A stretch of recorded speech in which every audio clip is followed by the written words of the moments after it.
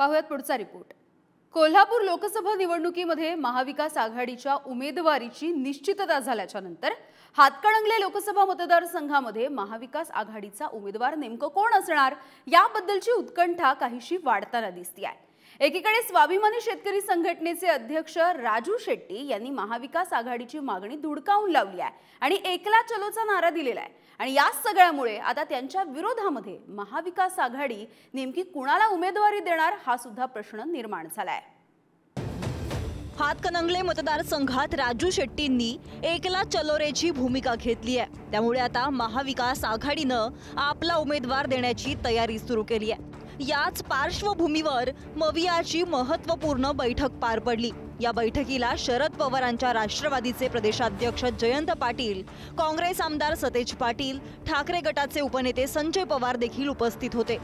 हातकणंगले जागा ठाकरेंची शिवसेना लढण्याची दाट शक्यता आहे। कोल्हापूर आणि हातकणंगले लोकसभा मतदारसंघ ठाकरेंच्या शिवसेनेकडे, मात्र कोल्हापूर मतदारसंघातून शाहू महाराज छत्रपती काँग्रेसकडून लढण्याची चिन्ह। कोल्हापूरच्या बदल्यात सांगली मतदारसंघ ठाकरेंकडे जाणार असल्याचं बोललं जात आहे। हातकणंगले धैर्यशील मानेन विरोधात उमेदवार देण्यावर ठाकरेंची शिवसेना ठाम। फॉर्मिडेबल ताकद ही महाविकास आघाडीची या मतदारसंघात सुद्धा, आणि ही ताकद शेवटी जो निर्णय होईल महाविकास आघाडी त्याच्या पाठीमागे लागली पाहिजे। आमचा उद्देश काय भाजपला पराभूत करणे, आणि म्हणून उद्या राजू शेट्टींना पाठिंबा देण्याचा निर्णय किंवा राजू शेट्टींच्या बाबतीत वरच्या स्तरावर जर काही निर्णय झाला तर कशा पद्धतीने पुढे गेलं पाहिजे, काय नियोजन केलं पाहिजे याची चर्चा करणं अभिप्रेत आहे आम्हाला। स्वाभिमानी शेतकरी संघटनेचे अध्यक्ष राजू शेट्टी यांनी मातोश्रीवर उद्धव ठाकरे यांची भेट घेतली, त्यामुळे ते ठाकरेंच्या शिवसेनेकडून लढतील अशी चर्चा होती। मात्र शेट्टी यांनी आता वेगळी भूमिका घेत हातकणंगलेमधून स्वतंत्र लढणार असल्याचं जाहीर केलंय। अशा परिस्थितीत ठाकरेंच्या शिवसेनेकडून 2 माजी आमदारांच्या नावाची चर्चा आहे। शिवसेनेचे माजी आमदार सुजित मिणसेकर आणि शिवसेनेचे सत्यजित पाटील सरुडकर हे ठाकरेंच्या शिवसेनेकडून इच्छुक आहेत। दरम्यान मविया आणि महायुतीत जागा वाटपाचा तिढा अजून काही सुटलेला नाहीये। अशातच सोशल मीडियाच्या माध्यमातून अनेकांना परिचित असणारा रील स्टार धनंजय पवार याने हातकणंगले लोकसभेसाठी इच्छुक असल्याचं म्हटलंय। राजकारणामध्ये आणि समाजकारणामध्ये आज नवा इतिहास घडण्याची शक्यता दाट आहे। तुम्ही आवाज द्या, मी तयार असेल। एक छोटासा युट्यूबर खासदार असेल। हातकणंगलेप्रमाणेच कोल्हापूर लोकसभा मतदारसंघ महायुतीत राजकीय आखाडा रंगलाय। कारण मागील काही दिवसांपासून कोल्हापूर लोकसभेसाठी भाजपा नेते समरजित घाटगेंच्या नावाची चर्चा सुरू आहे। या सर्व पार्श्वभूमीवर संभ्रमात असलेल्या शिंदेंच्या शिवसेनेच्या कार्यकर्त्यांनी विद्यमान खासदार संजय मंडलिकांची भेट घेतली।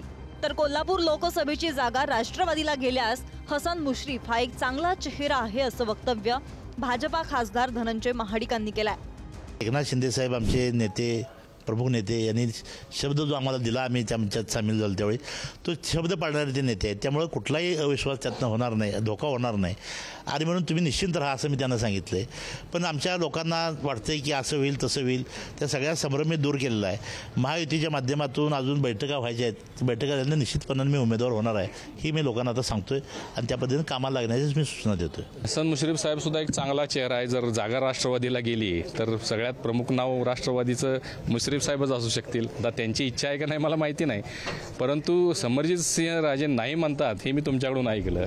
जर मी सांगितलं तुम्हाला, आम्ही पक्षशिस्त पाळणारे लोक आहोत, जर पक्षाचा आदेश आला तर निश्चित ते लढतील, ताकदीनं आम्ही सगळे लढू आणि ते निवडून येतील।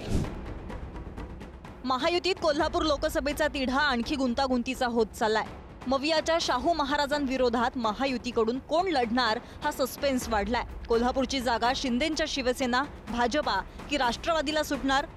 संजय मंडलिक, समरजित घाटगे की हसन मुश्रीफ? लोकसभेच्या रिंगणात नेमकं कोण उतरणार हा प्रश्न आता निर्माण झालाय। शेखर पाटील, पुढारी न्यूज, कोल्हापूर।